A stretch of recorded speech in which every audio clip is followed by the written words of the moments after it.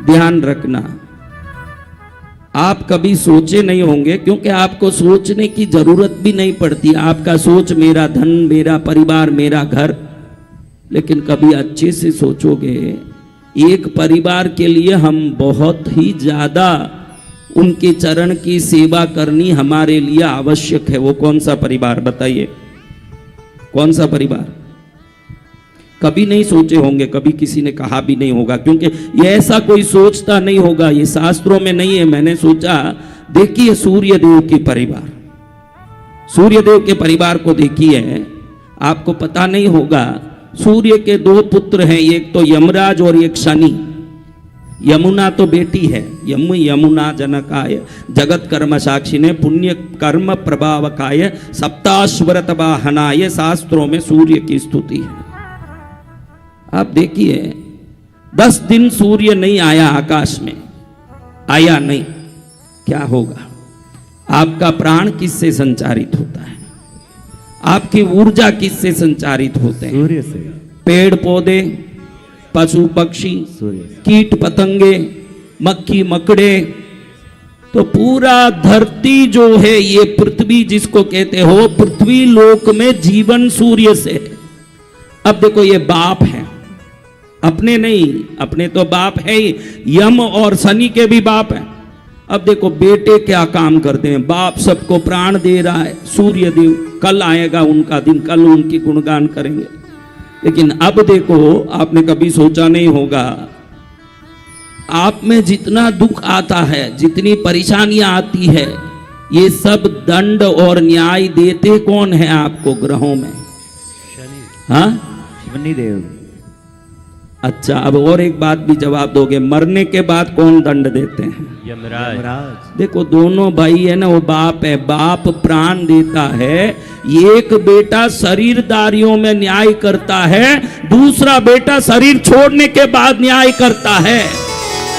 पूरा परिवार ही इस प्रकार है, जिंदे हो तो ही सूर्य परिवार से ही आपका काम चलना है, मर जाओ तो ही सूर्य परिवार से ही, क्योंकि सूर्य का बेटा ही यमराज है।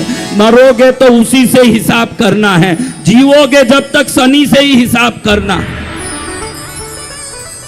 आपकी कुंडली में कुछ देखने की जरूरत नहीं है, शनि कहां बैठा है इतने में बता दूंगा कि मुझे तो कुछ वैसे कुंडली देखने की भी जरूरत नहीं। क्या कुंडली देखना? देखो ये बेटा है, बच्चा भाई, ये बेटा है, हाँ, इसके शनि और राहु साथ में है। कौन साथ में है? शनि और राहु। हाँ, मुझे क्या कुंडली देखना पड़े, इसके शनि और राहु साथ में है ना। शनि राहु बोल हाँ या ना? हाँ, शनि और राहु साथ में, शनि राहु साथ में होगा।